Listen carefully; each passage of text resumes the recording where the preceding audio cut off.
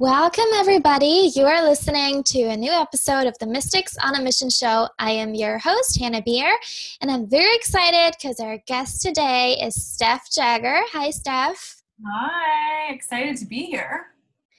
So good to have you. So I wanted to have Steph on the show because she just published a really cool book, which is called Unbound. She's also a life and executive coach, and she has a really cool and interesting life story, and I can't wait to get into it to ask her all the questions about it. So, Steph, for everybody who might not know you, can you introduce yourself and tell us about what you do? Yeah, absolutely. Well, the elevator of it all is I grew up in Vancouver, British Columbia in Canada, and had a really good life and good family, and, went to school, got my job in PR and marketing, and career was going well, and it was good, but I felt there was something missing, and it wasn't great, and I wanted great, and I still believe in wanting great. So I, much to the chagrin of many of the people around me, I kind of, threw my life in the air like it was a fistful of confetti, and I sold everything, and I quit my job, and I decided to spend a year doing the three things I love the most, which is to write and to travel and to ski, feeling as though if I immerse myself in my own joy, something's got to shift here. And there was some other kind of more egotistical reasons, which I'm sure we'll get into as we chat. But long story short, I chased winter around the world, and I wound up setting a record for the most vertical feet in a year, which I didn't even know existed when I began.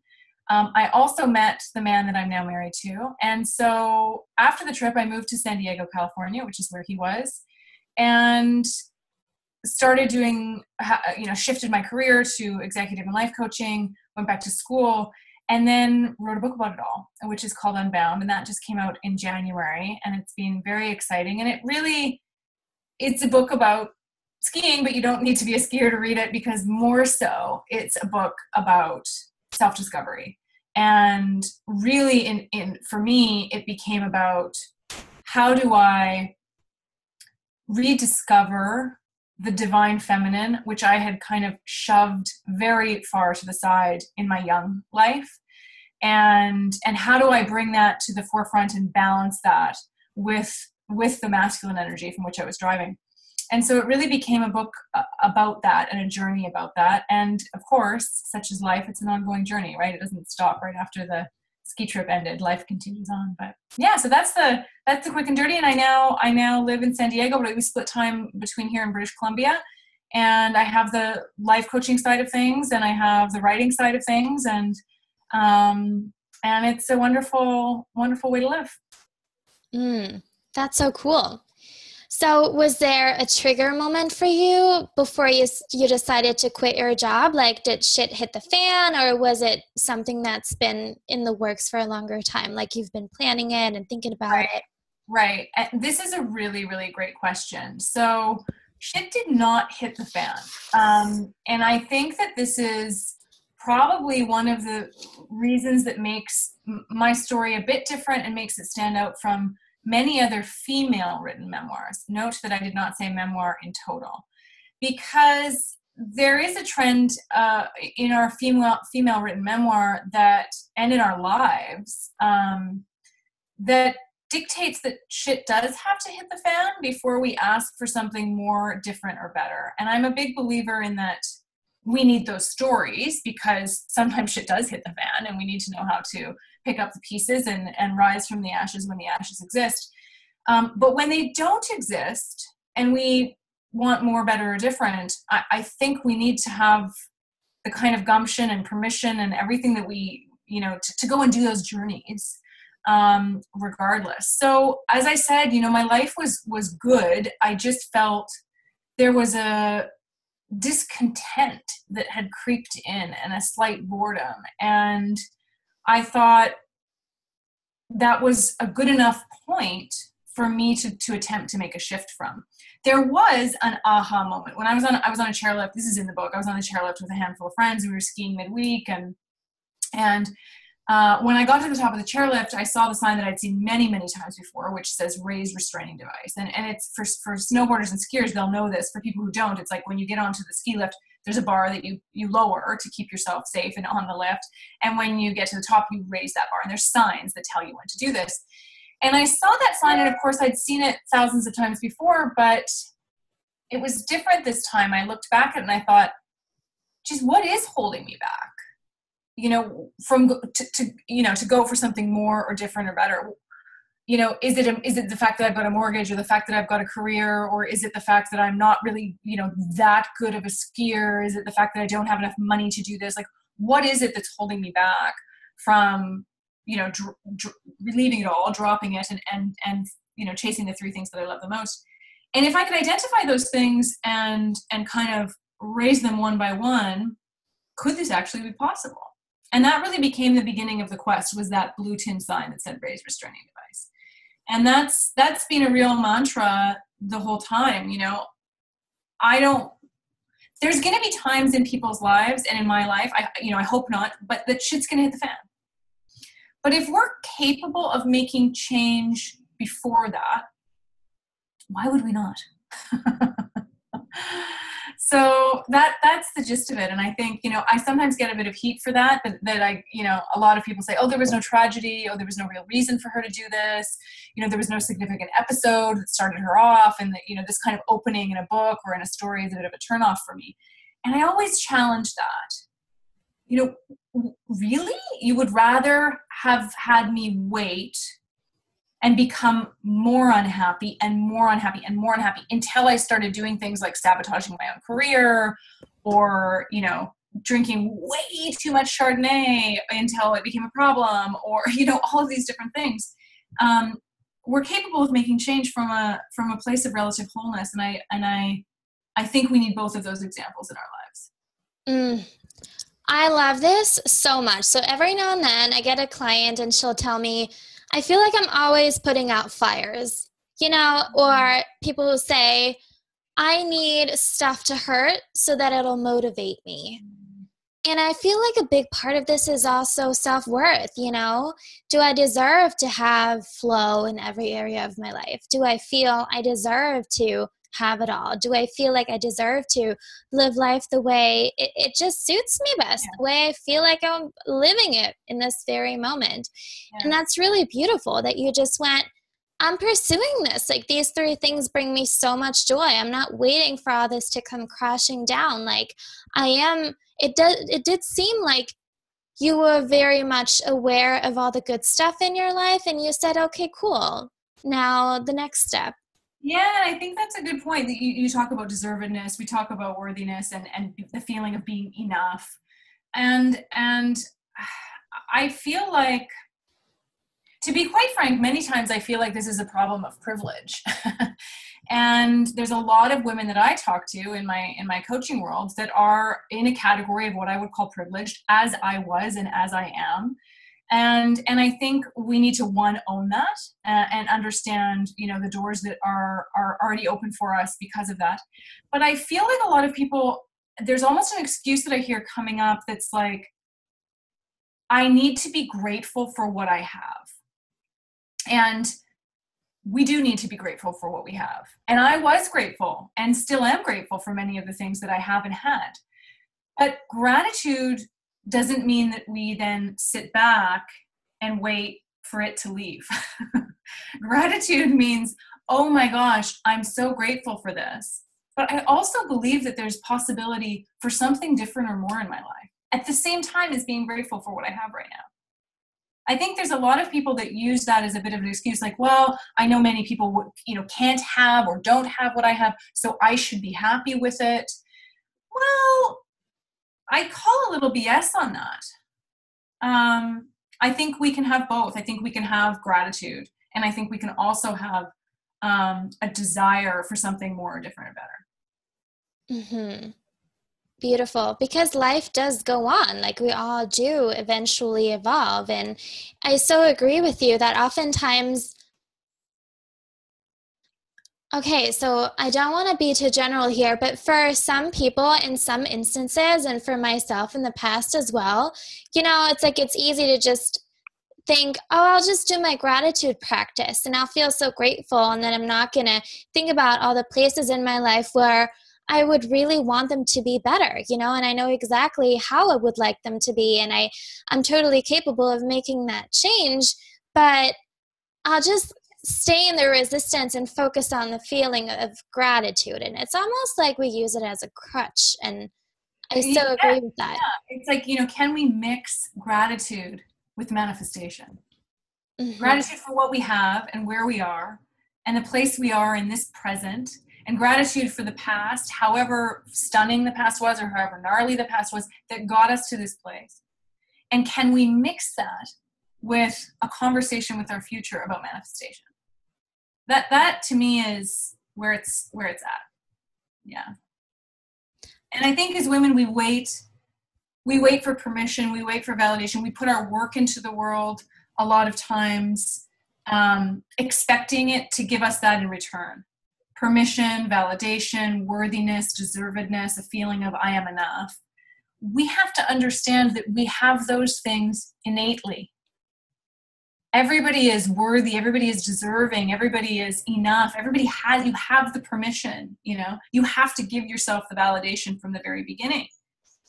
And in fact, if we're putting our work into the world, whether that work be a creative project, whether that work be something in the corporate world, whether that work be a child, and if we put our work into the world and expect it to give us something in return, and by give us something in return, I mean those things, validation, permission, etc., we're just putting our emotional baggage into the world. I think what we need to do is understand that those things are innate and give ourselves the validation and permission we need from the get-go. And then put our work into the world to create joy. Put our work in the world to create solutions to problems that exist. Put our work into for all of these different reasons. Now that's going to move us forward a tick or 20, Yeah. That's beautiful.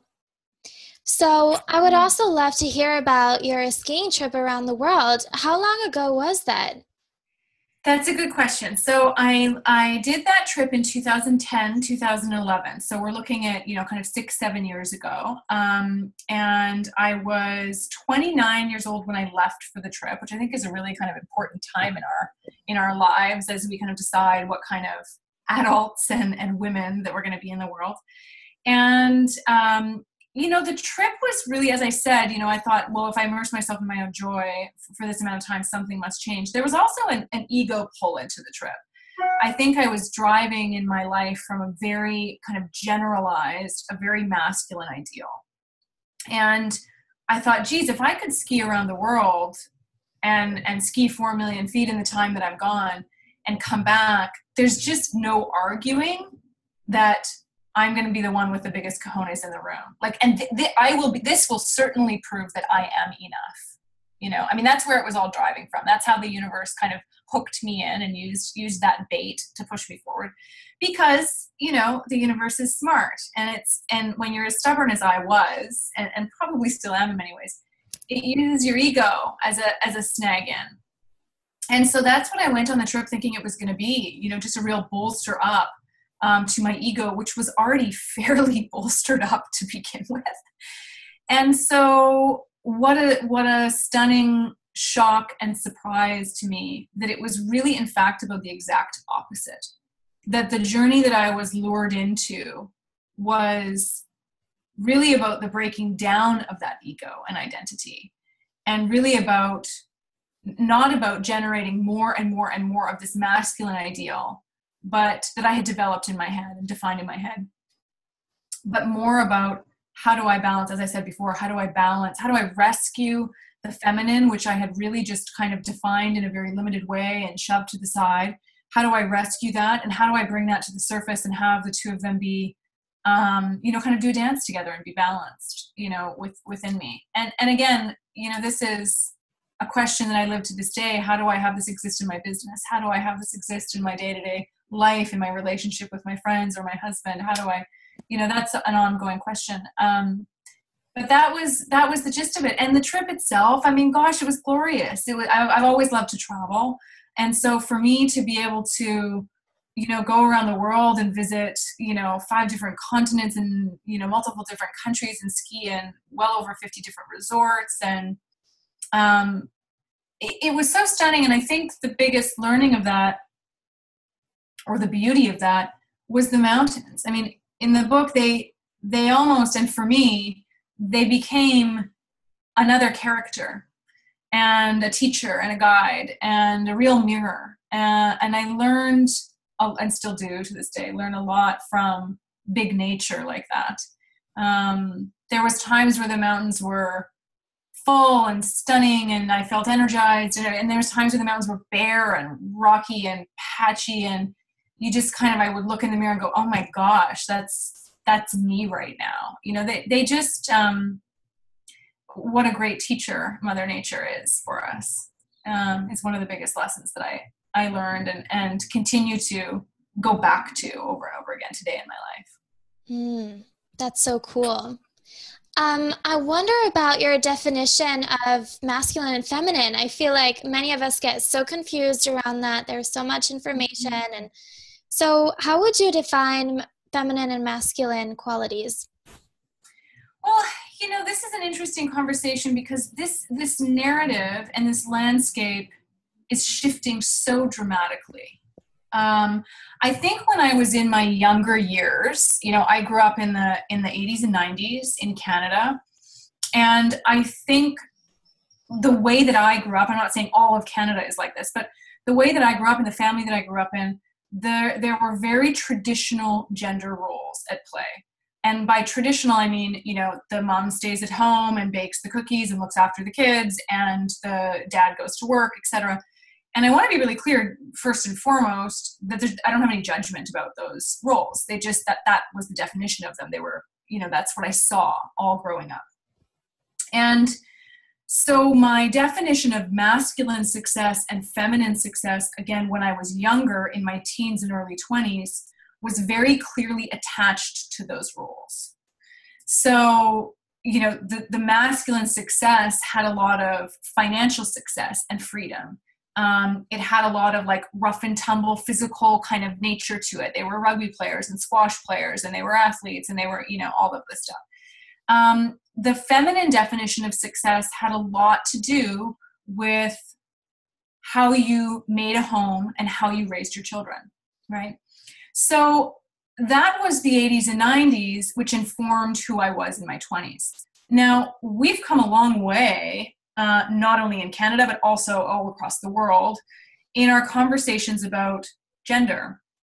And I think this is probably one of the biggest learnings for me now, is I have an understanding that it really,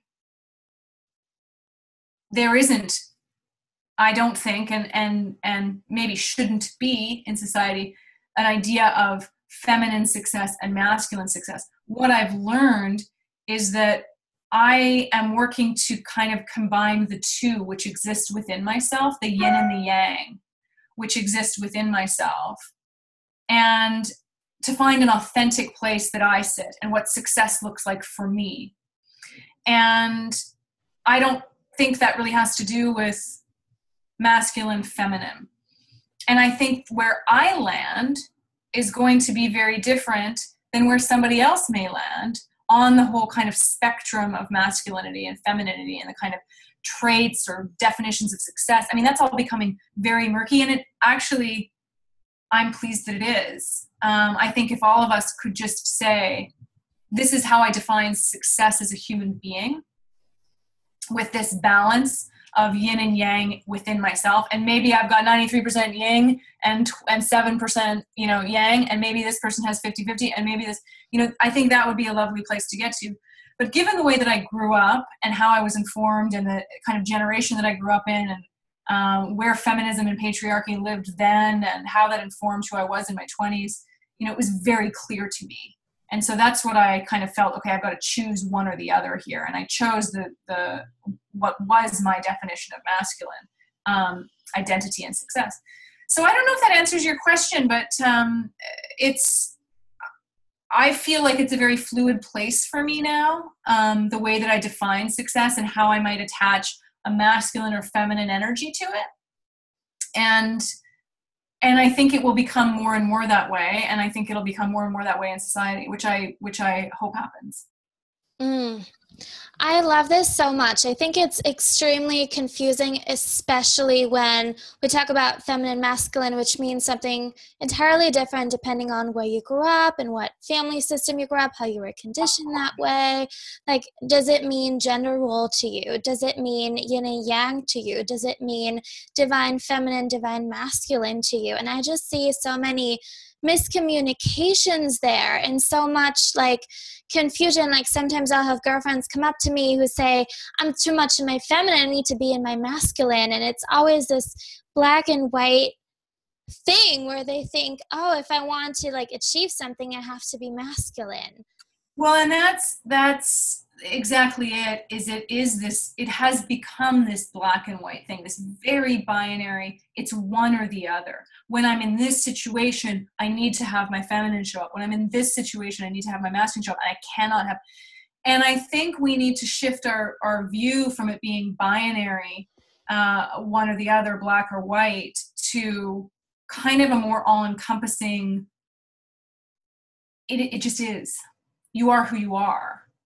If you can let go of those concepts of traditional masculinity or traditional femininity and the gender roles attached, and as you said, depends on where you grew up, depends on how you were conditioned, depends on the exact family that you had, all of these different things in the way that we develop these concepts in our heads. But the way that I think of it right now is how can I show up as me? How can I show up as me? As balanced and authentic and open as possible. And that will include, at some points, whether I identify it or not, tapping into, as you said, the divine feminine, the conscious masculine, all of these different parts of ourselves. Because I believe they all exist within us. I so agree with you. That's what I'm so passionate about right now in my own like healing practice and spiritual practice, really realizing that I'm everything, that I have all archetypes within myself. I have all characteristics within myself. I have all skills within myself, maybe suppressed, maybe lost, maybe forgotten, maybe extremely strong, maybe strong, 2 hours a day or, on every Wednesday. And at the end of the day, I do have everything. I do, I am everything. And I can just, through becoming a more whole human being and just being curious, I can tap into those parts of myself deliberately and just think, well, if that person has this skill, this ability, this thing, like, why wouldn't I have that? And what else can I tap into? And how can I become even more whole? And on this process, I've discovered just I'm continuing to be surprised by all the lies that I find within myself and all of the stories, and I can so clearly trace them back to other people telling me, like, oh, teacher, okay, family, this came from TV, this came from there. And it's just becoming such a fun game where I'm like, that's not mine, that's not mine, that's mine, not mine. And when all that is gone, I'm kind of everything, and I can just like live, can just enjoy myself, and I can just, be scientific and be, a sports enthusiast at the same time, run around in dresses and just be whatever pleases me. That's what I think is so beautiful. That's exactly it. And I think, what a beautiful thing to think is, we are everything. And I think that's what this next generation is really at the cusp of owning, which I'm excited to be part of and also to see, because I'm like the, grand mama of the millennials, right? I'm like right on the edge, like maybe am I included, maybe not. But I think this generation will lead that, and they will embrace what I will call the kind of stunning contradictions that exist within ourselves that really, when you add them all up, is exactly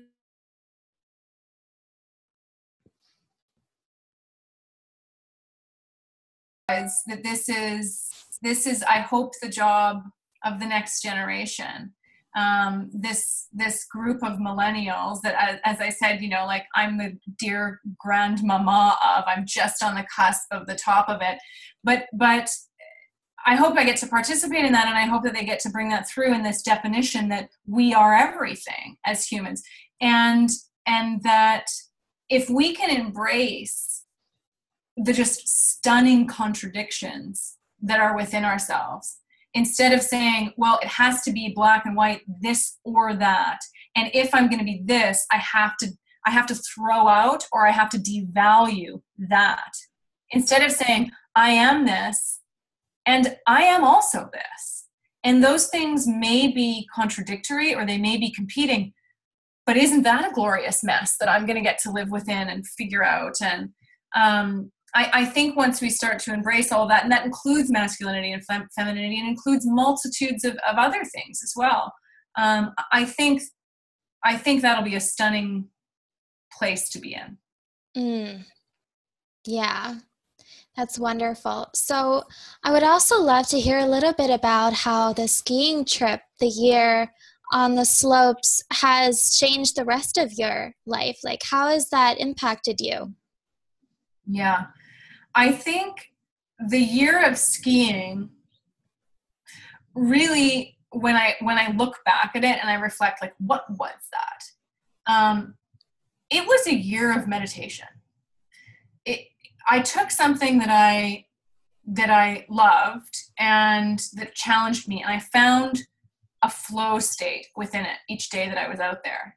Terrain that was challenging enough for me to kind of, not so easy that I was bored, but not so difficult that I was like sitting in fear every day. The in-between of that, which is a real kind of flow state. And when you put yourself in that kind of flow state for 5 or 6 hours a day, 5 days a week for 10 months, things are going to shift for you. The voices that consume you, your own voices, the negative voices in your head, the voice of the teacher who scolded you all the time in high school, the voices of fear coming that are in your head from your parents, all of these different, the voices of the expectations that your boss had for you when you were, in your first couple of jobs, whatever it is, those disappear. When you're in that kind of flow state or meditation for that long, those voices disappear. And what comes forward is your true, authentic voice to communicate with you.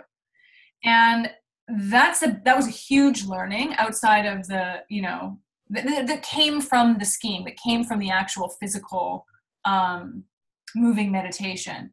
And it's something that I attempt to incorporate now in my day-to-day life, even though I'm not skiing. And I'm not really a meditator.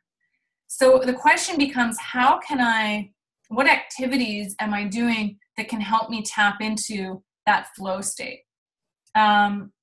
Writing is certainly one of them for me. And I think that's why I dove into the book, and why I hope I will dive into other books as the road continues. And you do not need, for listeners out there, you do not need 10 months, 5 days a week, 6 hours a day of meditation to achieve this. You can be intentional, and you can get a little bit disciplined in your day-to-day life and discover the same thing. It just requires asking, am I being intentional about this time right now, this hour and a half that just slipped away, that I was flipping through Instagram kind of randomly?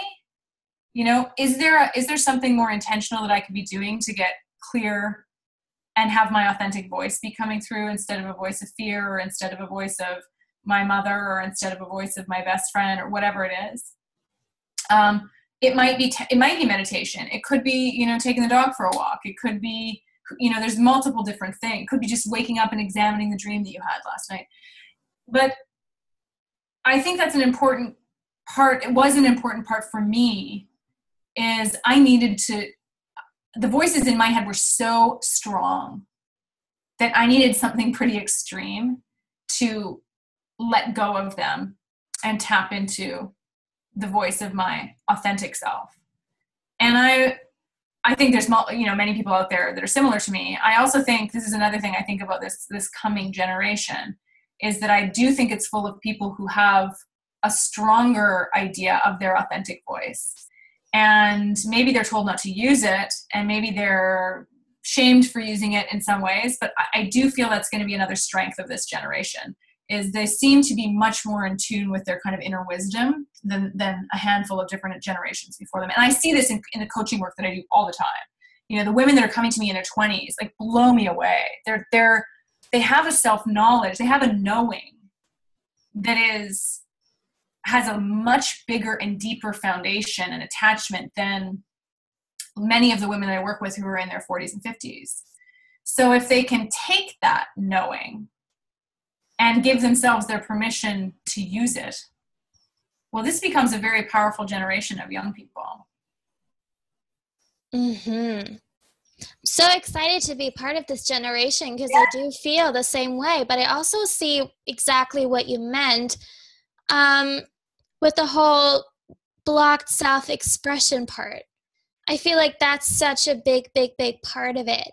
And something that I'm discovering, because I'm studying family constellation therapy, is just also diving into the past of where all this conditioning is coming from. And, you know, just thinking about all the generations before me that were simply unable to speak up, and, you know, all the ways in which we suppress our own voice, in which we know exactly what to do, exactly where to go, exactly which adventures to take, you know, how to meditate if we choose to meditate, how to get into a flow state, what it feels like to have a flow state. And so oftentimes many of us have this feeling and have this wisdom, and it's a totally different thing for many of us to then express it and to act on it. And, you know, just the amounts of questions I get about intuition from highly intuitive people is so interesting, because it's really also about acting on it. You know, like whenever I move to a new country, people just ask me why, and I don't have a reason. It's just that I did it. It felt light. Like I don't have any more than that. Yes, because I was called should be as acceptable a reason as, you know, because I ran the numbers and did the spreadsheets and this was the logical thing, and, you know, the job was there, and, you know, all of this stuff. Because I was called, because the universe offered me gusto and I took it and I said yes to it. That should be a good enough reason. You know, this is, I think, you know, to be applauded. And I think you're right about that. You know, the questions about intuition, I get asked that a lot, because there's intuition in the book, and I talk about that, and I also talk about that in my work and when I go out and speak to people. And a lot of people are like, okay, well, I hear you talking about intuition, but I don't really know what that is, and like, how do I tap into that, when I know full well they do. And so the example that I always give is, whether you're a man or a woman, you very likely have had an experience like this, where you're walking down some street at night, and maybe there's like a car parked at the end of the street, and maybe there's one or two or a group of people around the car, and you get kind of shivers, like, there's something telling you you shouldn't walk by that group of people, or that person, or that guy parked in the car. And so you go back in and you call a cab, or you cross the street and you walk in a different direction. Like, we have all had this experience. And what that is intuition. The difference is that is the intuition of fear. And that is very useful and very important in our life. Can we also tap into the intuition of joy, the intuition of spirit, of calling, of purpose, of curiosity? So it's this, you're going to get the same feeling. You're going to get the shivers. You're going to get something to feel. And of course, people have different kinds of intuition. There's the intuition that you get kinesthetic, that you feel something in your body, right? There's auditory intuition. There's all these different types. But that's a good one to start with, is to go, and that's a stunning question, and I wish some social scientists would look at this and answer it, is, why is it that we listen, undoubtedly, we so often listen to the voice of intuitive fear, but not to the voice of intuitive joy? No one would ask you, if you told the story, oh, I decided to cross the street, and someone said, well, why did you do that? You said, I just had a feeling. No one would question that. No one would say that's not a good enough reason. But when you say, I'm going to move to Amsterdam, and someone says, why? And you say, I just had a calling. People are going to go, you're insane. That's crazy. That's so stupid. Why would you do that? That's ridiculous. You're risking way too much. That's such a, that space between the intuition of fear and the intuition of joy and the intuition of multiple different things is such a curious space for me. Mm-hmm. And I think something really worth examining in our society. Oh, this is so good. At one point, I really just chose for myself that I'm done running away from fear. like that's not what's supposed to be the driving force in my life. I simply chose to not let that be the driving force in my life. I don't want to always think about what could go wrong, or, like what that nagging feeling in my belly is telling me. And at one point I was just thinking, that's not fun. Like, this actually pretty sucks. Like, I'm just going to follow the joy. I'm just going to go for what feels right. Like, that's my internal compass. I just, like, sometimes I use my body as a pendulum when, like, my mind is really crazy, because that happens too. Sometimes you need an answer, but, it's just so clogged. Like, there's all this mental congestion. And then I'll use my body as a pendulum. But something that always works for me is to think, like, does it feel like a relief to do it? Like, does it feel light? Does it pull me? Like, am I being pulled towards it? And of course it might terrify me. Of course it might, trigger all the stories within me. But in the end, my body knows. It's like, that's where spirit speaks through it. And something that I love about what you said earlier was getting into a flowing state, getting away from all this chatter in our heads. And then we know, because what's left is us. What's left is us and our desires and just our preferences, how we want to live and who we are. Mm-hmm. Mm-hmm. Yeah, that's the way to go. And that's the experience that I had with when I just did this big book tour. I've been to, I don't know, 40 cities in the last handful of months, and met with, thousands of different people. And one of my biggest experiences, it depended on the city a little bit. The energy of each of the cities was a bit different, which was of interesting learning to me. But the vast majority of people, not all, but the vast majority of people had energy sitting up closer to their head. And I thought, sheesh, if we could get that to just drop down a little bit. And if the questions became more about how did that feel versus how did you do it? What was the savings plan? What was, all of those technical, logistical, I want to figure this out kind of question versus what did that feel like to say yes? What did it feel like when you first saw that sign? If we were asking those questions, where in your body did that come up? Or, was it an auditory thing? I think that would be, an interesting thing to see if those questions will switch over time. I think they will. Mm-hmm. Me too. Because it's just too painful to be in our heads all the time. Yeah. People are catching on. That's another huge theme of the book, is this movement from fear-based motivation to what I will call love-based motivation, or compassion-based motivation, or curiosity-based, all of these different things. I was very much driven by fear as a young person, and it did me well. I accomplished a lot of things using fear as a driver. But when I finished the ski trip, I was exhausted and fairly paralyzed about what was going to happen next. And a really dear friend of mine, who'd known me for ages, called me and said that. She said, Steph, I've watched you your whole life, like since you were 3 years old, we've known each other. And you've used fear as a motivator, and bravo, you've made it work pretty well. But here's the thing, every time your goals get bigger, in order to accomplish them, your fear is going to have to get bigger. And by the time you're 30 or 40 or 50 or however old, you're going to be paralyzed by it. I mean, it's just going to be consuming. Is that what you want? And I thought, no, that is not what I want. And it took me a long time to figure out, because it was so ingrained. It was just automatic. It was an automatic response, was to use fear as the motivator. It took me a long time to figure out how to switch that. And now in my mind, there's two different kinds of fear. There's the fear that's driving me to do things that ends up being kind of a self-sabotage, or has me playing small, that type of thing. And I have an imaginary chair in my office for that fear. And when I feel like it's starting to like kind of grab for the wheel, I turn and I'm like, okay, tell me what you got to say. Like, your voice is important here. You're not going to drive the car. I'm driving the car. But tell me what is of concern for you, because you've helped me and I know you're just trying to help right now. So give it to me straight. So we have this kind of dialogue in this conversation, and that's helpful. And we can, okay, I'm going to take care of it this way, and this is all going to be good, and you can not worry about that. And now you can sit in the back seat and eat your, cotton candy, and I'll finish the rest of the drive. And then there is the other kind of fear that kind of pops up when I have chosen joy, and I have decided to move to Amsterdam, or I have decided to write the next book.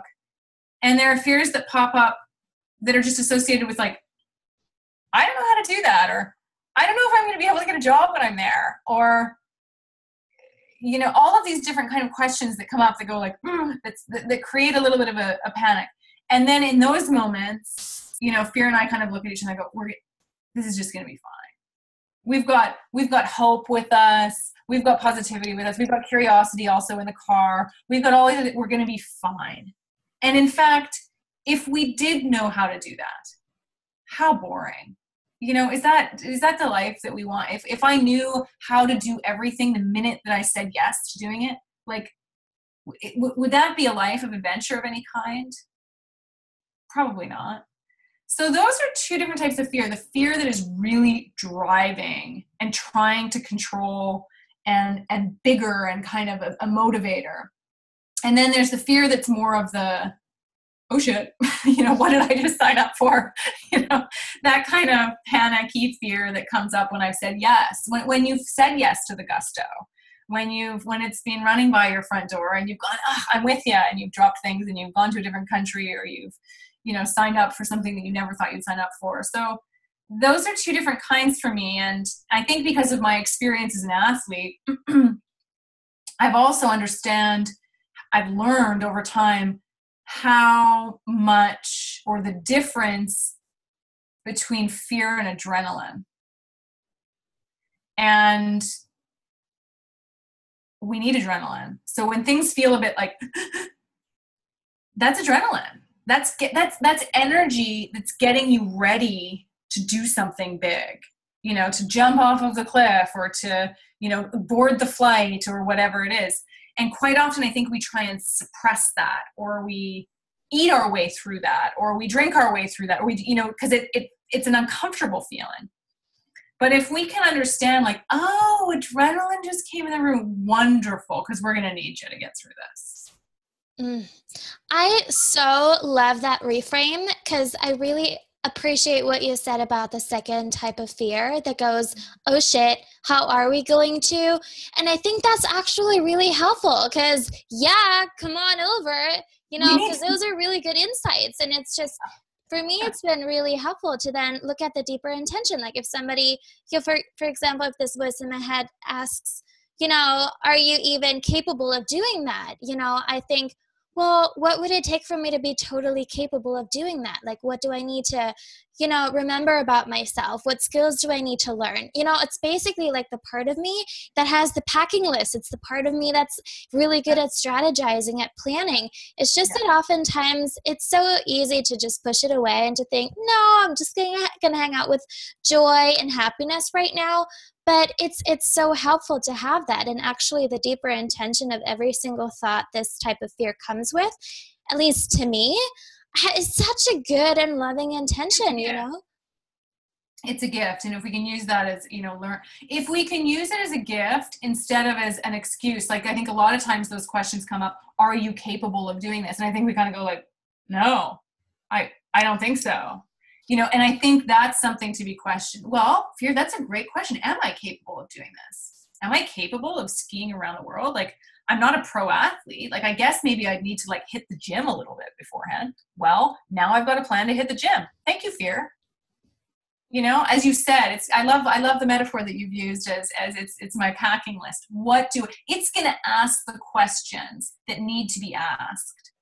And you just need to know they're just questions. They're not judgments. They're not like, this is the law. You know, if we can perceive them as like, well, that's a really good question. What am I scared of? How will we do this? You know, do I have enough money? What are my resources? You know, that's going to be a very helpful thing. That's so awesome. Beautiful way to close our conversation. Thank you so much for having been on the show, Steph. For everybody who would like to hear more about your life coaching and executive coaching practice and get the book, which I've just started reading, it's really, really awesome. How can people stay in touch with you? So the best thing to do to stay in touch is two things. One is the website. That's got information about the book. It's got information about coaching and where I'm traveling and all that stuff. And that's stephjagger.com. I'm also a pretty big fan of Instagram. I love connecting with people there. I'm at Steph Jagger on Instagram. And then the book is available all over. The book is in audio form. You can go onto Amazon and get it. You can go onto IndieBound. You could go into your local bookstore, whether that's a big one or an indie. And that's it's there. It's in there. In fact, there's multiple signed copies scattered throughout the world right now, waiting for you in your local indie bookstore. So that's out there, and all of it's up for the grabs. Awesome. Thank you so much, Steph. It was really a pleasure having you on the show. Thank you. Thank you for all the work you're doing in the world. It's really important. Thank you. Okay, everybody else, head on over to hannahbeer.com/show for the show notes. You can click on through to Steph's website, get your copy of the book, get the show notes of everything we talked about today, and have a wonderful week.